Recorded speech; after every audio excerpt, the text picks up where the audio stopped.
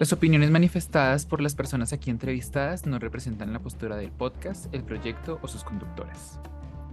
Bienvenidos a Se lo mandó, un podcast que reúne las memorias del arte drag en Bogotá a partir de las voces de sus protagonistas, quienes ocuparon los escenarios. Hablaremos de reinas legendarias, escenarios hoy desaparecidos y momentos sociales de una historia común llena de arte y resistencia. Mi nombre es Ateneo. Y yo soy Manu Mojito. Pónganse cómodos y a mandarse.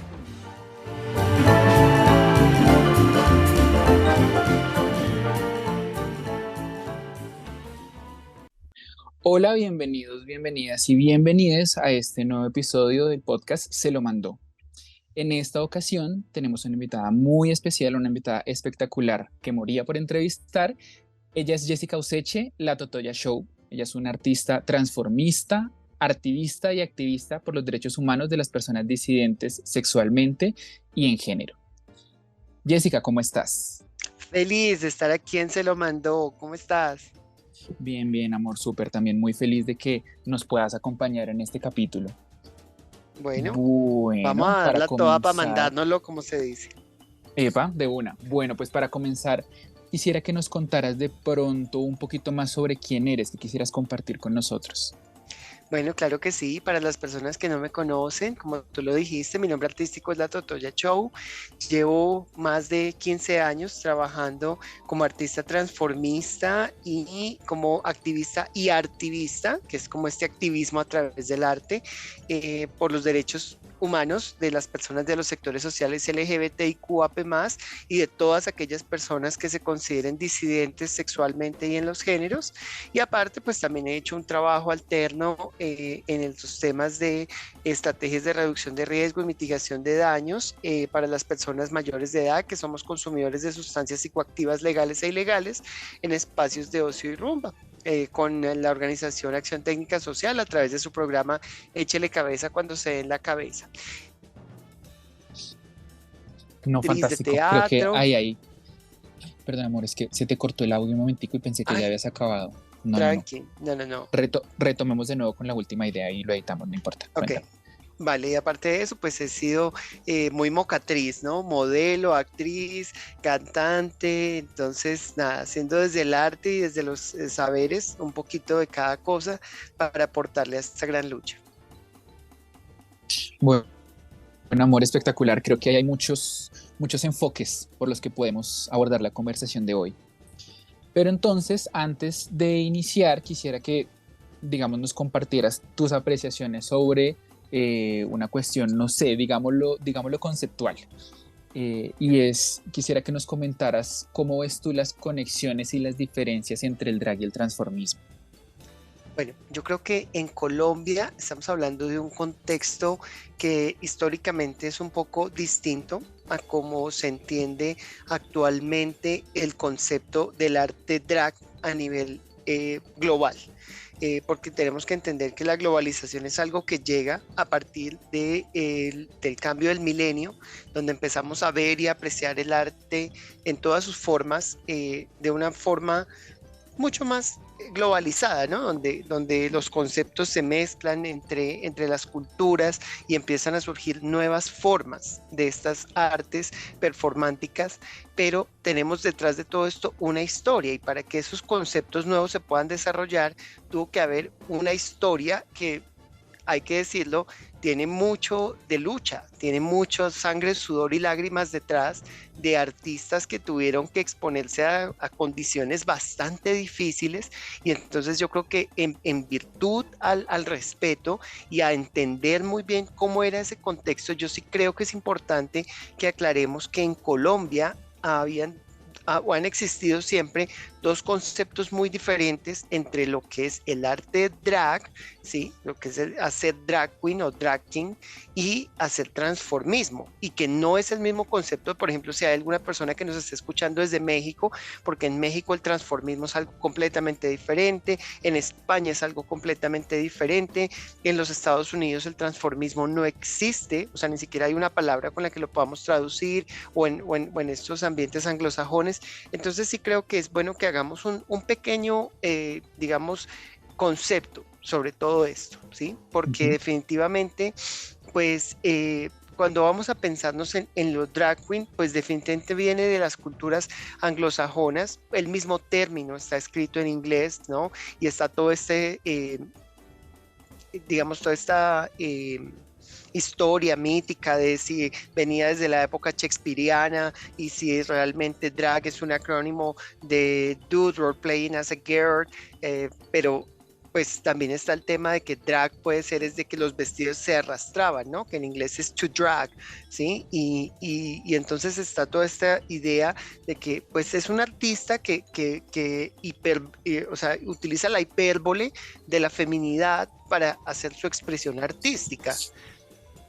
Eso llega a Colombia y a Latinoamérica en general de una forma muy distinta, porque si bien en uno de los países que fueron cuna de todo esto, que fue en los Estados Unidos, en las décadas del 50 y del 60, que es de verdad la prehistoria de la escena ballroom, ¿sí? Ahí es donde se desarrollan, junto con otras formas de baile urbano y de baile artístico, todas estas pasarelas y todas estas parodias de lo que eran las grandes fiestas de la élite blanca, ¿cierto? Cisgénero, obviamente, heterosexual. Y entonces las personas marginadas, las personas negras, las personas latinas, las personas queer, las personas que hoy en día conocemos como LGBT, pues se expresaban a través de todo esto. En Latinoamérica, digamos que por la forma como se dieron los procesos de racialización y todo este tema donde, digamos, claro, había racismo, había una diferencia marcada entre la élite y las personas que no pertenecían a ella, pues sí había una permeabilidad entre la cultura, pero en la escena donde se marcaba la diferencia entre quienes accedían y no, era en las formas culturales que se ofrecían al público, que eran los conciertos que se daban a puerta cerrada en teatros. O sea, entendamos que la industria de los conciertos viene a explotar como la conocemos hoy en día, los conciertos de llenar estadios, los conciertos masivos, llegan a partir de los años 80, ¿sí? Digamos, con el rock, cuando empieza todo ese auge de los conciertos de Freddie Mercury, los conciertos de Michael Jackson, de Madonna, o sea, toda la gente que revolucionó la industria de la música. Pero antes de todo eso, la música se escuchaba y se veían a las artistas en escenarios que eran teatros. ¿Sí? No había un lugar donde ir a ver las artistas, y acceder a esos teatros pues requería mucho dinero y tener un estatus social que te diera acceso a esos teatros. Entonces, cuando se presentaban las grandes divas de las canciones de la época, estamos hablando entonces las folclóricas españolas, más adelantico, o sea, en los 70s, estamos hablando de Rocío Jurado, Rocío Dúrcal, Isabel Pantoja, bueno, todas estas mujeres que hicieron una gran carrera, empezando en España y que después cogieron el mercado latinoamericano para hacer y amasar sus grandes fortunas. Ellas se presentaban en esos teatros, y entonces las personas queer que no podían ir a esos teatros precisamente porque no tenían ni los modos ni el estatus social para hacerlo, recurrían a el transformismo para recrear esa misma escena, recrear esas artistas, recrear esas canciones, recrear ese boato, ¿sí?, de los conciertos teatrales de las grandes divas de la canción. Por eso entonces el transformismo no tiene esa hipérbole de feminización y de exageración y de libertad artística, porque el transformismo tenía como, digamos, como objetivo emular al 100% los manierismos y las formas musicales de artistas que ya estaban establecidas. No había una cabida a la interpretación, porque era más un acto de imitación. Por eso es que en México las transformistas son aquellas personas que a través del arte drag se dedican a hacer imitación de una sola cantante o de varias cantantes. Te pongo el ejemplo actualmente, Pavel Arámbula con su espectáculo de Thalía, o en su época Francis cuando hacía comedia, pero también hacía de Verónica Castro. O sea, el transformismo tenía como intención imitar a un artista. Entonces en Colombia, digamos que el drags también se conocía porque también llegaba información de estos países anglosajones, pero era como una extravagancia que se asociaba sobre todo también con las escenas de la música electrónica, porque digamos que las drags empezaron a ser populares en las escenas electrónicas y underground, que pues empezaron a llegar como toda la música, y entonces empezó a hacerse como estos dos escenarios, ¿sí? En los bares clandestinos LGBT estaban las transformistas, pero en los bares clandestinos underground electrónicos estaban las drags, ¿sí? Y a veces las drags hacían como unas apariciones especiales en los bares LGBTs cuando eran como la fiesta del orgullo o la fiesta de Navidad o el aniversario de un bar, porque era como algo exclusivo, era algo que como costaba más, porque entonces había que conseguir los zapatos de plataforma, las pelucas de colores, los vestuarios de ciertas formas diferentes que eran más costosos y más difíciles de conseguir, pues era un lujo. Entonces creo que dentro de nuestro contexto colombiano son dos formas artísticas que tienen un punto en común, que es hacer ese tránsito temporal en el género, un hombre que se viste de mujer o esporádicamente una mujer que se viste de hombre, pero dentro de dos escenas muy distintas. El transformismo buscando la recreación de una escena perfecta de una mujer, ¿no? En las texturas, en la suavidad, en la feminidad, y el drag como esa hipérbole de la feminidad asociado a la excentricidad y al lujo. Genial, porque mira que esta explicación que nos estás dando es realmente muy difícil de encontrar. O sea, muy poco se ha dicho al respecto, como de la evolución de esas formas de expresión, específicamente en el contexto colombiano. Entonces me parece súper, súper valioso. Quisiera preguntarte ahora, digamos, en tu trayectoria de vida, ¿cómo te acercas a estas expresiones artísticas, el transformismo y al drag? De pronto, ¿cómo son las primeras impresiones o los primeros acercamientos que tienes?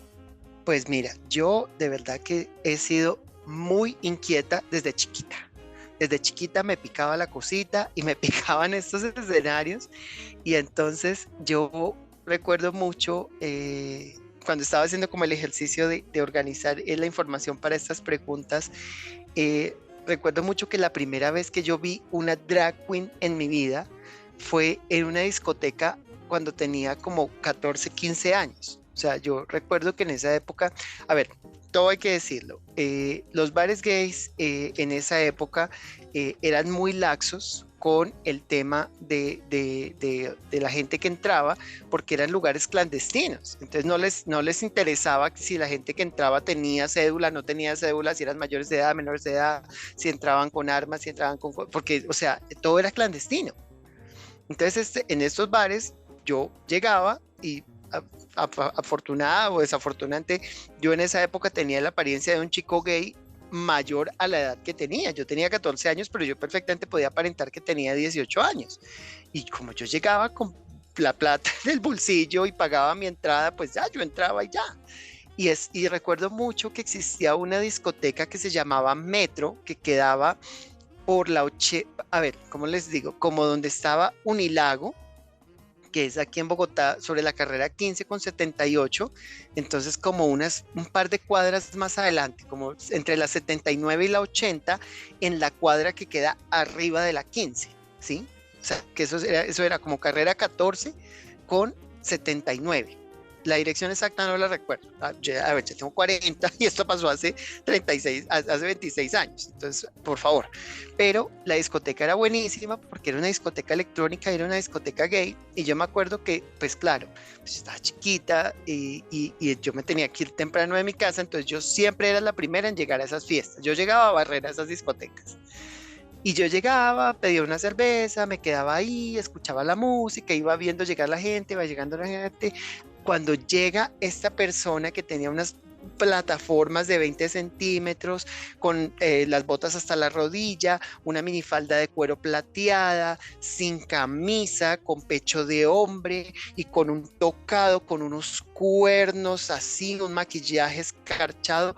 No, para mí eso fue como si yo estuviera viendo un extraterrestre, o sea, como de verdad que yo se estuve viviendo el encuentro cercano con el tercer tipo, con esa drag queen, porque además era muy misteriosa, o sea, no es como, yo creo que es algo que sería muy lindo que rescatáramos en algún punto, porque hoy en día, pues las drag queens han sacado todos sus secretos del armario. Ya hoy en día todo el mundo sabe cómo se tapan las cejas, cómo se ponen las pelucas, cómo se truquean las cosas, cómo se disimula, se aumenta, se reduce, bueno, todo ya está fuera. En esa época todo era un misterio. Entonces ella no hablaba con nadie, ella le entrega, yo me acuerdo que el bartender le entregó una copa, todos teníamos vasos desechables, pero ella tenía una copa que era como plástica, color neón, era una cosa impresionante. Entonces era muy performático porque de verdad era la diva de la noche, era wow, esta chica vino de verdad a bailar, porque de hecho ni siquiera como nos estaba como entreteniendo o vendiéndonos un show, nada, ella era una asistente más, pero a ella la trataban como si ella fuera la reina absoluta de la noche. Era una cosa impresionante. A mí ese fue como el primer contacto visual y realmente me llamó muchísimo, muchísimo la atención. Ya después, el tiempo pasó, yo me fui de mi casa y a mis 18 años, que me fui a vivir a una casa de una pareja de chicos gays, tuve la oportunidad pues de empezar a hacer como mis pinitos en el transformismo. Entonces pues jugábamos, pues éramos todos chicos muy jóvenes y jugábamos a ponernos pelucas y a ponernos vestidos y tacones y a hacer fonomímicas de canciones y así, pero digamos que todo era como en un aire de mucha camaradería, pero siempre me insistían que yo tenía mucho estilo, que yo tenía mucho, digamos, como ese je ne sais quoi, ¿no? Como ese algo que llamaba la atención. Y entonces algún día en ese barrio que vivíamos, que era muy al sur, que se llamaba Rincón del Sol, una cosa así, cerca de la autopista sur, como por la Sevillana, o sea, esto es el barrio Venecia, donde queda la autopista sur saliendo de Bogotá, pero en lugar de estar al lado donde queda Venecia, que es hacia la 68, era hacia el lado contrario, o sea, al lado contrario de la autopista. Y es un barrio muy raro porque es un barrio que es como estrato 3, 4, donde hay unas casas muy grandes, un poquito más lujosas, pero que contrasta mucho con lo que pasa al otro lado de la autopista. Entonces nosotros vivíamos en esa pequeña isla del sol, en esa pequeña isla paradisíaca, donde teníamos una casa gay en la que podíamos hacer muchas cosas, pero nos invitaban a un bar gay que había cruzando la autopista en el barrio Venecia. Y era el primer bar gay que había al sur de la ciudad en esa época. Y entonces el dueño pues quería hacer una inauguración por todo lo alto y para su inauguración él quería un concurso de talento con chicas transformistas, porque él decía, yo siempre he sabido que los shows son lo que llaman la atención del público. Y entonces ahí me metí, yo me hice mi primer vestido ya de verdad, como pues con una intención de estar en una puesta en escena, mandé a hacer una peluca a la medida, ensayé mucho tiempo, igual no me gané el concurso, pero pues éramos solo 2 concursantes, éramos una gran amiga y yo, y juntas nos ayudamos en todo, nos peinamos juntas, nos vestimos juntas, y esa noche pues competimos por una competencia pues entre amigas, porque o ganaba ella o ganaba yo, pues ganó ella.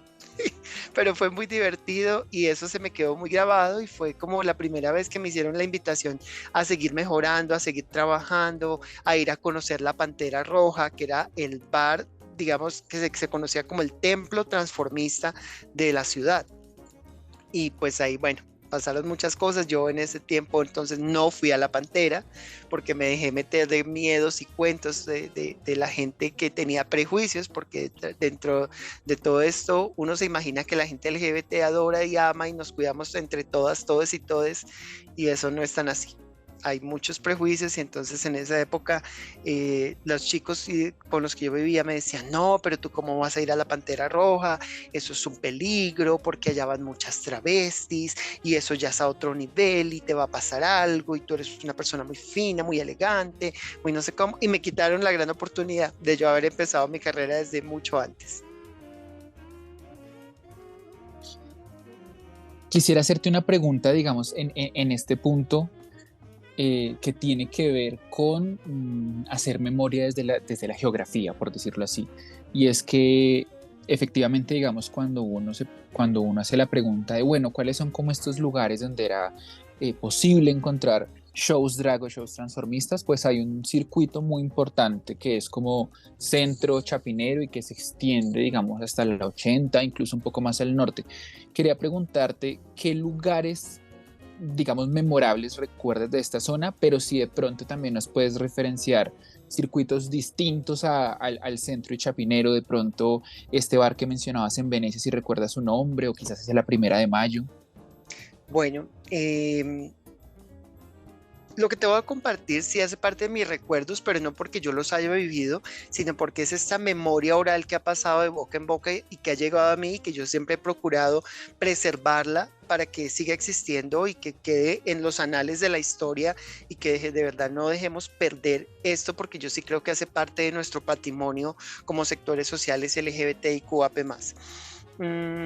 En Bogotá, eso que tú nombras del centro y de Chapinero, pues tiene una justificación, y es que pues en el centro, después del Bogotazo, se acuñaron o se quedaron las personas más marginadas, porque las personas de la élite salieron del centro y se empezaron a desplazar hacia el norte, primero hacia lo que hoy en día conocemos como el Campín, el Nicolás de Federman, el 7 de agosto, y cada vez, como la ciudad fue creciendo hacia el norte, pues la élite se fue desplazando más hacia el norte y iba dejando atrás su estela de miseria, desafortunadamente. Entonces, pues lógico, una cosa, digamos, un territorio marginado para un contexto de lo que iba a ser un bar de personas marginadas, pues tenía que estar ahí.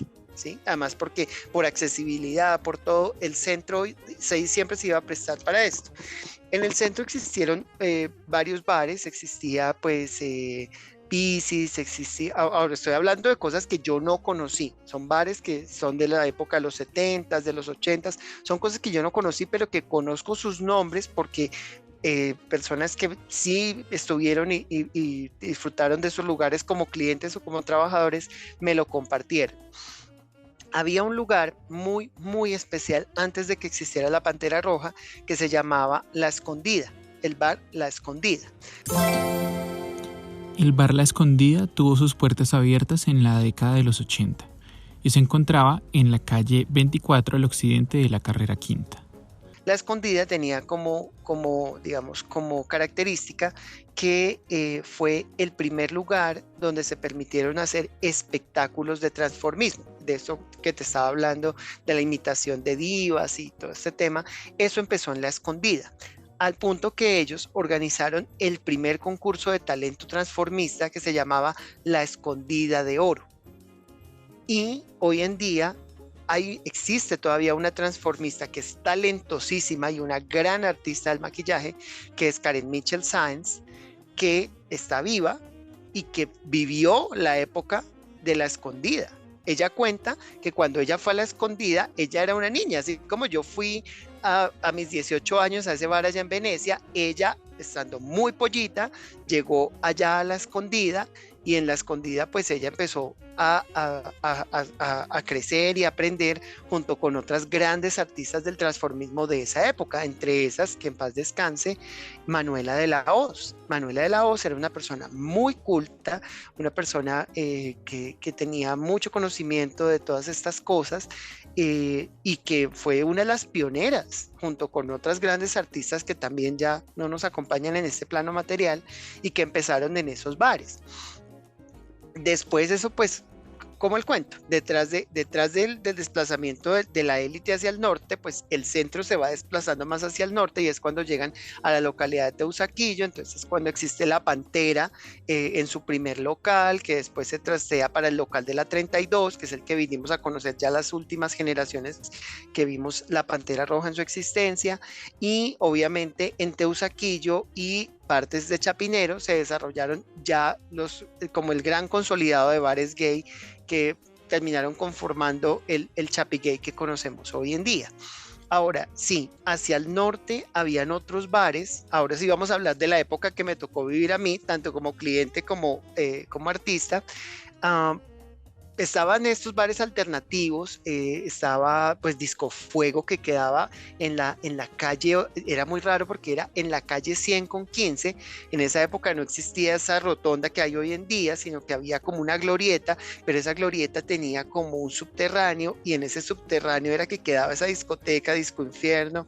Era muy loco, era muy irreverente, pues era un lugar de verdad muy underground. Estaba pues Metro, estaba Revolution, que fue después donde se montó Zona Franca, que fue el primer pasito pues que dio la organización Zona Franca antes de montar su gigantesco emporio de teatrón. Hacia el norte por la 80, en el centro comercial de Los Héroes, quedaba Safari, también un sitio muy interesante. En un tiempo un bar de chicas que se llamaba Bianca se fue hacia la calle 72, como por la avenida Chile abajo de la Caracas. O sea que realmente la ciudad sí se ha ido desplazando pues con las dinámicas y con la gente. Y otros lugares sí, hubo muchos. Habían bares gay en el sur, en especial en la Primera de Mayo, como tú lo nombraste. El principal bar de la Primera de Mayo sigue siendo Tropicana, y en su momento pues Tropicana era como la discoteca más grande del sur de la ciudad, donde iba gente de Bosa, de Ciudad Bolívar, de Tunjuelito, de Antonio Nariño, de Rafael Uribe, porque todas se conectaban por el mismo lugar, que era la calle 22, que se convierte en Avenida Primera de Mayo. Tropicana aún tiene sus puertas abiertas y está ubicado en el costado sur de la Primera de Mayo. Y alrededor de Tropicana pues surgen otras discotecas, Vegasín, hay otra que se llama como Diversity o algo así, no recuerdo bien el nombre, pero todas como en la misma dinámica, ¿no? Como aprovecharse que hay un bar muy grande alrededor del cual entonces hay una pequeña competencia. Había uno muy bueno que se llamaba Sugar. Sugar, contrario a Tropicana, ya no existe, pero también se ubicó al costado sur de la Primera de Mayo, que era nuestro amanecedero favorito de las transformistas, porque se hacía las noches de desahogo los domingos. Entonces era cuando por fin las que estábamos ya en el circuito profesional, ya estamos ya hablando pues de primera década del 2000, nosotras trabajábamos viernes y sábados, incluso algunas trabajábamos los jueves en El Perro y la Calandria, pero el domingo pues no había shows grandes. Entonces los domingos Don Paul nos hacía la noche de desahogo para poder ir como clientas a intentar ganarnos un premio.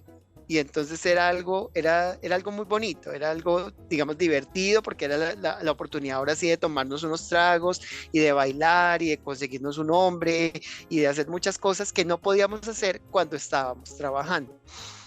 Pero bueno, digamos que la Primera de Mayo hoy en día sigue siendo un sector muy conocido de rumba, también un poquito peligroso, porque pues también, ¿no?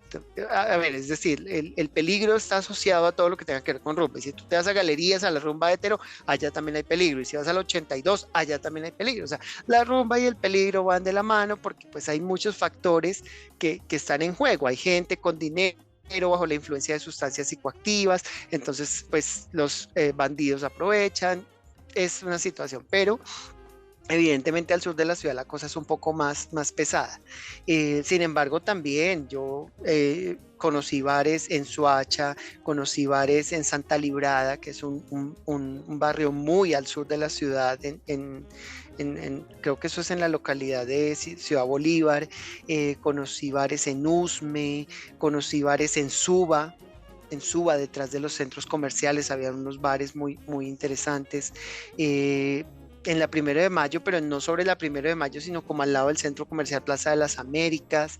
En Engativá tuvimos Absalón, que fue, Dios mío, yo anhelaría que volviera a Absalón porque fue mi meca, fue mi lugar donde disfruté el escenario a mis anchas y pude desplegar todo lo que tenía para ofrecerle al público y donde realmente forjé mi carrera, que quedaba en la Boyacá con calle 72 y era como el bar que albergaba a todas las personas de Suba, de Engativá, de Barrios Unidos. Entonces, no sé, creo que, y deben haber muchos más, yo creo que en Bosa, en Fontibón deben haber lugares que yo no he conocido porque pues esta ciudad es muy grande y ha cambiado mucho y a veces uno se queda en su zona de confort, pero sí, Bogotá es una ciudad que en medio de todo y que tiene muy concentrado el tema en Chapinero y en el centro, pues se ha dado la oportunidad y hay mucha gente que ha dado la lucha. De hecho, ahora que lo pienso, el bar LGBT más antiguo de Bogotá no es el que todo el mundo piensa,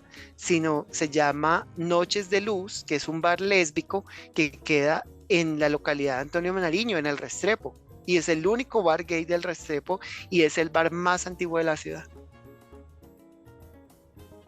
Sí, yo siento que ahí hay unas, digamos, unas dinámicas que obviamente tienen que ver como con la forma en la cual se ha ordenado la ciudad y la forma en la cual como varias zonas han sido como excluidas o dejadas al margen o convertidas en periferias, que hace que se invisibilicen muchos lugares de la memoria, ¿no?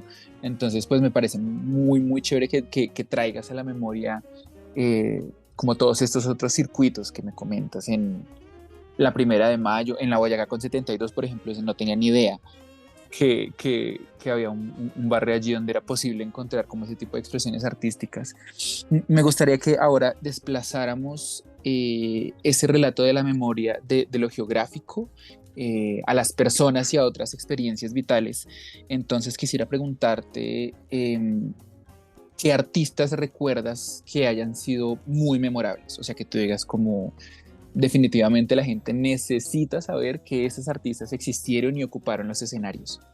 Pues mira, en la época en la que yo me alejé de todo el tema del transformismo como una opción de carrera para mí, yo me fui a vivir con un novio que tuve pues en esa época y él y yo éramos fanáticos del transformismo, o sea, nos encantaba ir a hacer como cacería de los mejores shows, de los mejores concursos, de los mejores reinados, porque digamos que la escena transformista siempre ha tenido como dos grandes vertientes en Colombia y es o usted tiene talento para hacer un show y participa en concursos y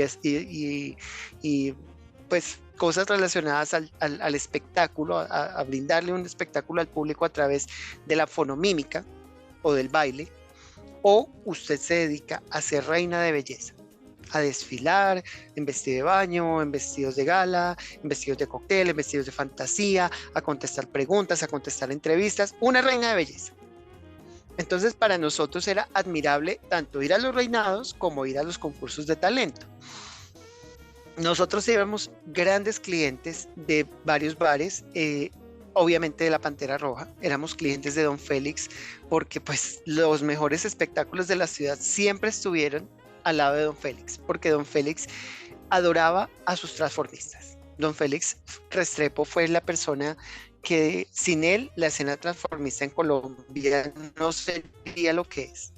Yo entiendo que de pronto Don Félix no estuvo en el origen, allá en la Escondida, pero todas esas artistas que salieron de la Escondida y de la Escondida de Orio terminaron en el bar de Don Félix, que era la Pantera Roja, y Don Félix les creó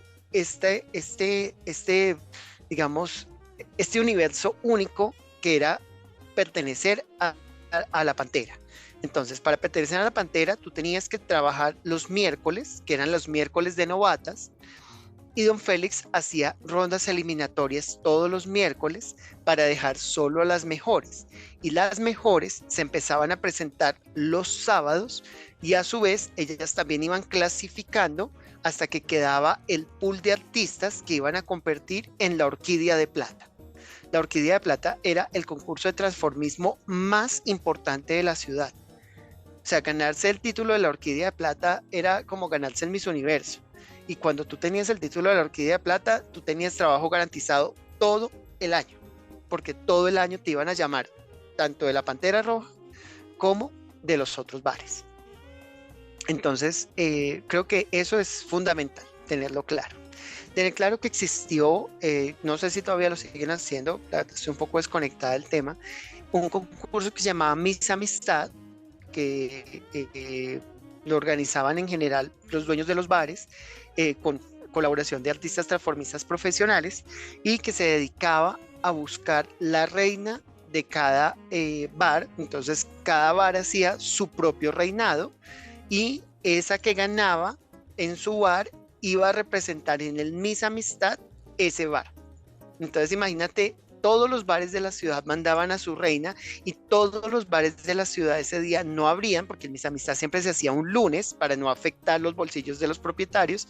Se hacía un lunes para que todos los trabajadores de los bares, los clientes de los bares, los dueños de los bares pudieran ir a apoyar a sus candidatas en el Miss Amistad. Entonces el Miss Amistad fue un reinado muy, muy, muy importante. Las últimas versiones, hasta donde tengo entendido, los organizó Karen Mitchell Sáenz. Entonces yo creo que Karen Mitchell pues también es una transformista muy, muy importante de toda esta escena. Nosotros también éramos muy clientes de un bar que quedaba en Chapinero que se llamaba Ferchos Place. Ferchos Place quedaba sobre la 11, entre la 67 y la 68. Y ese era un bar gigantesco de dos niveles, pero en el primer nivel tenían un escenario gigantesco donde se hacían grandes eventos, se hacían eventos drag que eran, digamos, pues muy, muy llamativos porque no habían tantos. Entonces las mismas transformistas profesionales se permitían a sí mismas explorar otras estéticas, otras propuestas y concursar entre ellas mismas dentro de esa propuesta drag más alternativa.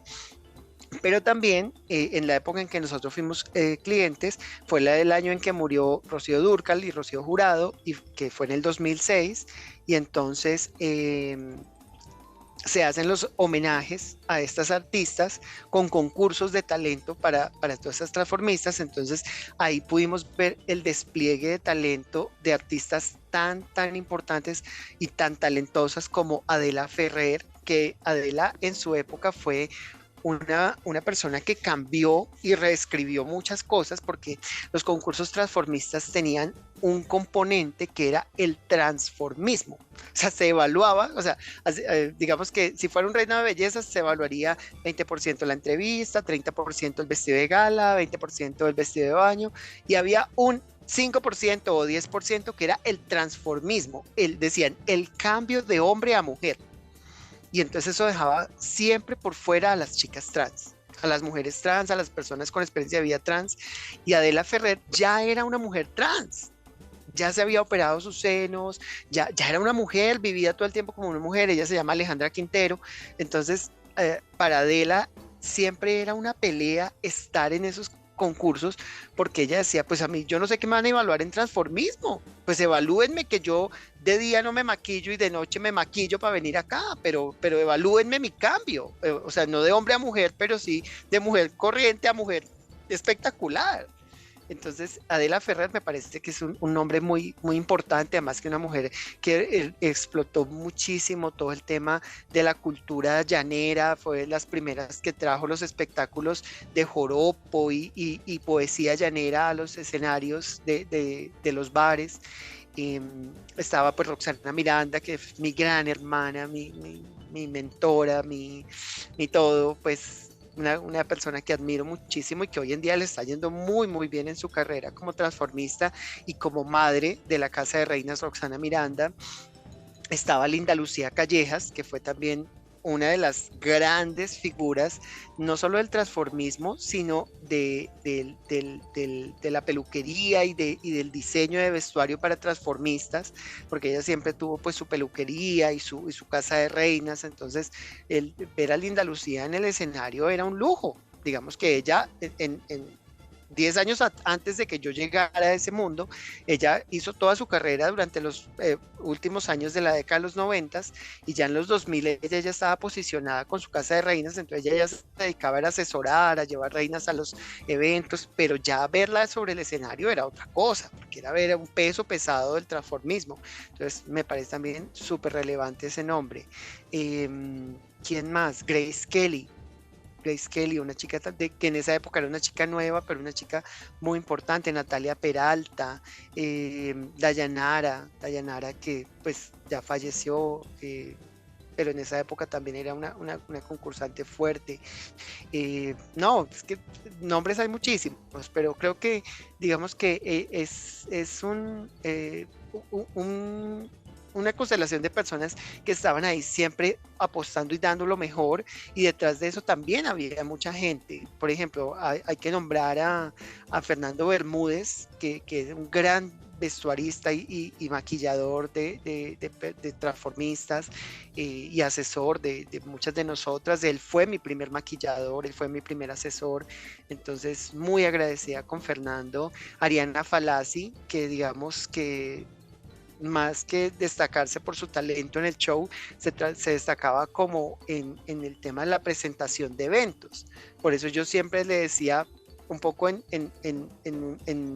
chiste, pero entre chiste y chiste se asoma la verdad, que yo quería que ella fuera mi madre, porque yo antes que hacer cualquier cosa, yo anhelaba ser una gran presentadora de eventos, y creo que mucho de lo que hago hoy en día, pues lo aprendí de ver a Ariana ser la presentadora de grandes eventos como Reina de la Canción Ranchera, Dama de la Balada, Reina del Bolero, cantidades de eventos que ella, junto a Manuel Corrales, que era el otro gran presentador de eventos a nivel Bogotá, o sea, en todo lugar donde hubiera un evento de transformismo, siempre estaban Manuel Corrales y Ariana Falazzi como la dupla de la presentación. Ellos eran como en la época que estaban Andrea Serna y Carlos Calero presentando el Reinado Nacional de la Belleza. Eso era así. Manuel Corrales y Ariana Falazzi siempre de la mano, y organizando la Teletón de Navidad de los niños, era toda una comunidad, ¿sabes? Era una comunidad de verdad, con unas figuras muy claras, con unos roles muy específicos, y pues el público, ¿no? Que pues el público siempre será anónimo, pero sin el público pues no hay nada. Mencionas, digamos, unos espacios que son típicos, digámoslo así, de los lugares donde se pueden encontrar estas formas de expresión artística, que obviamente pues estamos hablando de bares, discotecas, como esos ambientes del ocio y el entretenimiento nocturno, pero me gustaría preguntarte si de pronto recuerdas drag y transformismo en otros espacios, o sea, digamos en el teatro, Pues, en el espacio público. fíjate que todo eso empezó a llegar digamos, con la popularidad de este tipo de manifestaciones artísticas, porque si bien siempre fueron características de los bares, empiezan a hacerse todos estos desarrollos de política pública LGBT, y entonces se empieza a plantear la necesidad de sacar ese arte de esos lugares donde estaba, digamos, como confinado. No voy a decir marginado, porque de una u otra forma las artistas transformistas gozaban de ciertos privilegios dentro de ese ambiente de los bares, siendo que seguía siendo un trabajo pesado y muchas veces no había un camerino, entonces tocaba cambiarse en la bodega donde estaban las cajas de la cerveza. O sea, era una cosa como muy rudimentaria, pero que mantenía ese halo de misterio que le daba privilegios a las artistas transformistas. Pero en el momento en el que la política pública de Bogotá se empieza a plantear como la visibilización de las personas LGBT como parte del ordenamiento territorial, del planteamiento de política pública, pues eso empieza a cambiar la discursiva, y entonces empiezan a organizarse eventos en parques públicos. Recuerdo mucho los eventos que se hacían y que se siguen haciendo en el Parque de los Hippies, que realmente ese parque se llama Julio Flores, que es el que queda ahí en la 60 con Novena.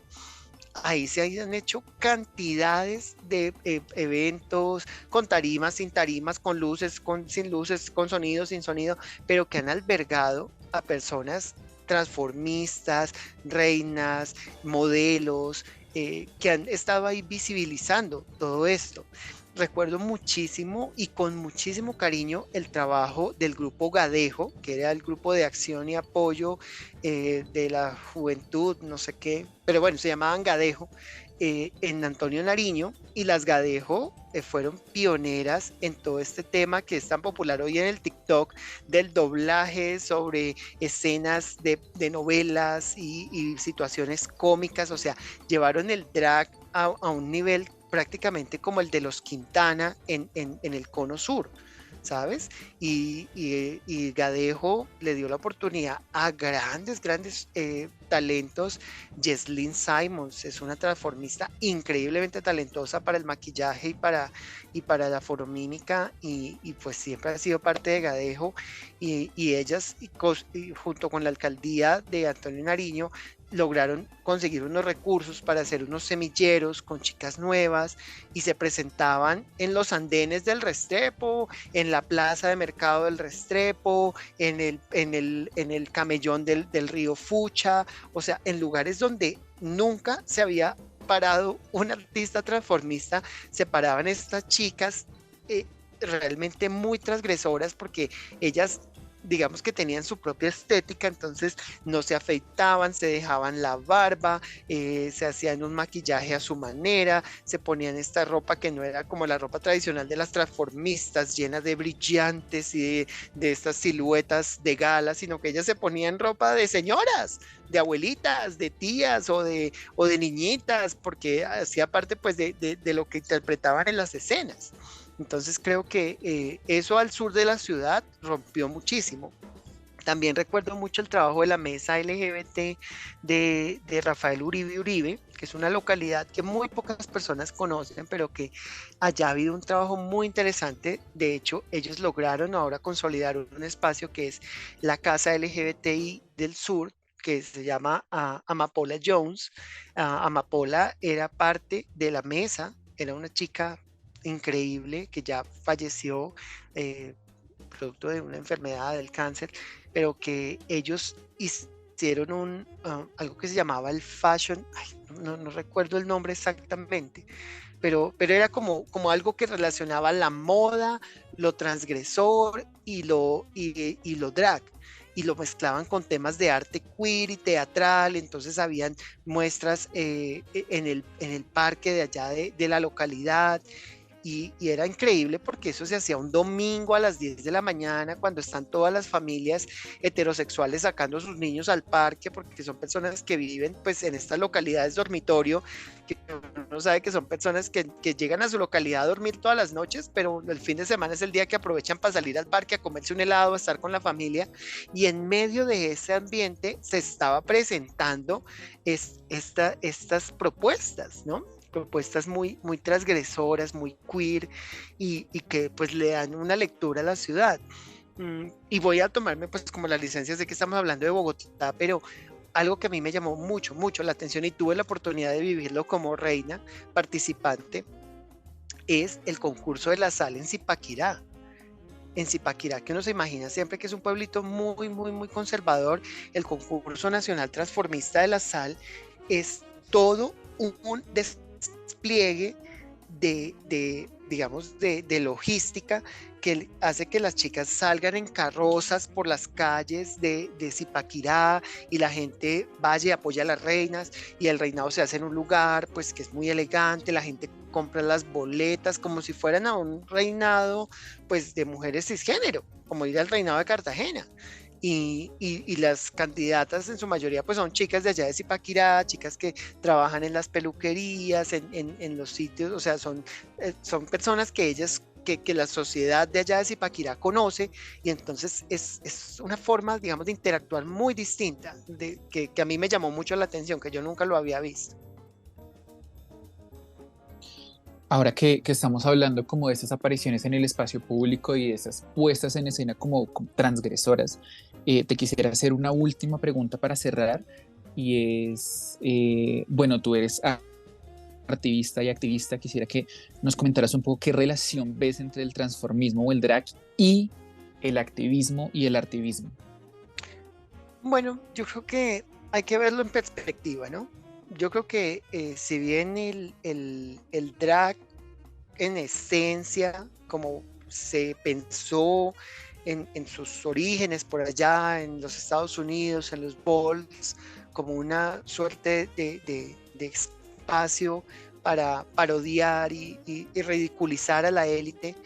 Hoy en día tiene un contexto diferente, hoy en día tiene un contexto más de expresión, del lujo, de la libertad, de la exploración de las expresiones de género, donde pueden haber artistas hipermasculinos, hiperfemeninos, sin género, con todos los géneros al tiempo, con géneros fluidos. Entonces yo creo que sigue siendo una expresión de un movimiento social, porque seguimos siendo las caras visibles a través del arte de unos sectores sociales. A mí no me gusta llamar ni comunidad ni población, porque pues población somos todos, y comunidad, pues si tuviéramos una unidad en común dentro de una agenda y que estuviéramos persiguiendo los mismos objetivos dentro de la lucha social, pues otra cosa cantaríamos. Pero definitivamente somos unos sectores sociales donde cada componente de los sectores sociales tiene una agenda propia y unos intereses, pero también creo que en medio de todo eso tenemos algo en claro, y es que estamos luchando en contra de la discriminación, buscando que haya un discurso de aceptación, ¿no? de nuestra presencia, de nuestra existencia, que no seamos víctimas de las violencias de género, o de las violencias de los crímenes de odio, de la transfobia, de la homofobia, de la bifobia, de la lesbofobia, bueno, en fin. Entonces yo creo que el mensaje sigue siendo el mismo, a pesar y tristemente que las nuevas generaciones drags, por buscar sus propios objetivos, se han desvinculado de ese propósito, de ese mensaje. Ahora, esto no se trata de que entonces todas tenemos que ser extremadamente políticas y todas tenemos que tener un discurso y todas las canciones que hagamos tienen que tener un significado y todos nuestros vestuarios tienen que ser bordados por madres cabezas de familia y mujeres lesbianas violadas por sus padres. No. Eso también se trata de que si realmente nuestro personaje drag, nuestro personaje transformista, se trata del boato y del lujo y de ser esta persona completamente material y banal, pues tiene que tener una justificación desde el arte, ¿sí? Tiene que tener como esta búsqueda, y pues obviamente se entiende que no todas las personas que están haciendo arte drag tienen esta formación, porque de hecho no hay una escuela, no hay como una carrera donde diga licenciada en arte drag, no, esto se aprende en el camino, ¿sí? Y muchas veces quienes más se dedican a estudiar y que quieren ser son las que menos talento tienen, porque para eso sí tiene que haber una cosa innata, una cosa que se mueva, que salga del alma.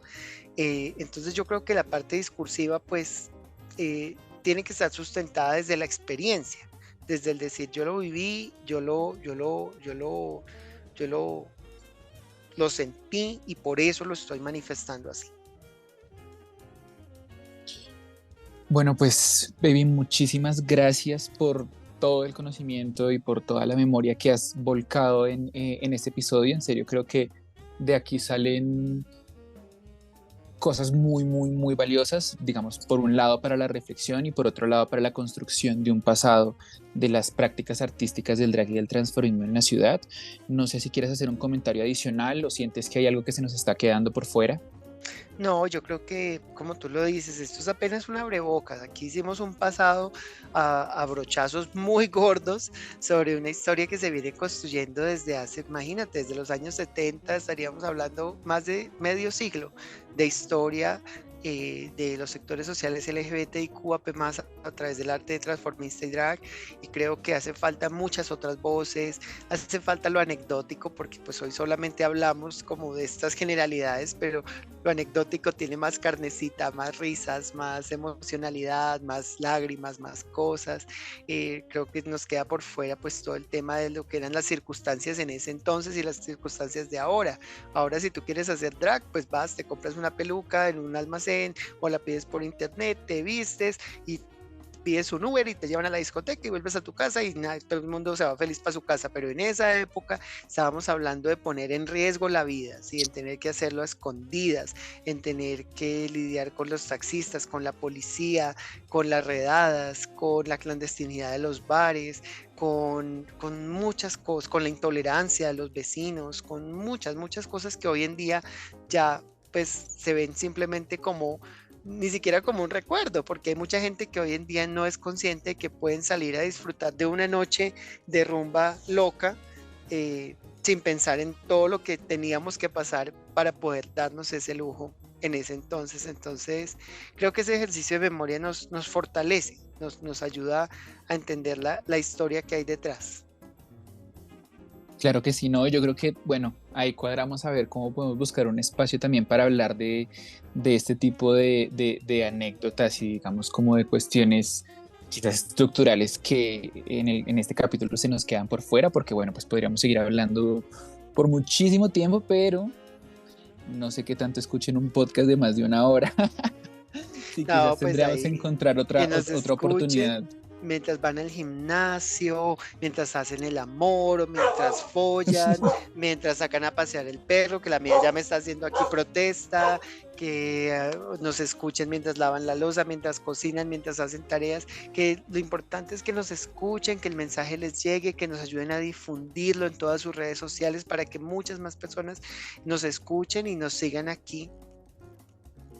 Sí, claro que sí, no, encontraremos otro espacio, ya verás que sí, encontraremos otro espacio porque sí siento que aún hay muchas cositas ahí que son muy importantes para los ejercicios de la memoria, pero pues por ahora me queda darte las gracias por aceptar esta invitación, por compartir todo lo que has compartido con nosotros pues en este episodio. Y a todos, a todas y a todos quienes han llegado hasta aquí, muchísimas gracias por escucharnos y nos veremos pronto en otro episodio de Se lo mandó. Un besito. Bye. Chao. Esperamos que hayan disfrutado este episodio y hayan aprendido sobre la historia marica bogotana. Les recordamos que Se lo mandó está disponible en YouTube, Spotify, Apple Podcast y todas las plataformas de podcast. Si desean ayudarnos con la difusión de este proyecto y de la historia y las memorias del arte drag y transformista, pueden compartir este podcast en sus redes sociales, con sus amigues o familiares. Esa es quizás la mejor forma que tenemos para crecer. Este podcast hace parte del proyecto Sirviendo el Té, construcciones de memorias y archivos del arte drag en Bogotá, y es posible gracias a la beca para el reconocimiento y la activación del patrimonio cultural de sectores sociales del 2023, concedida por el Instituto Distrital de Patrimonio Cultural.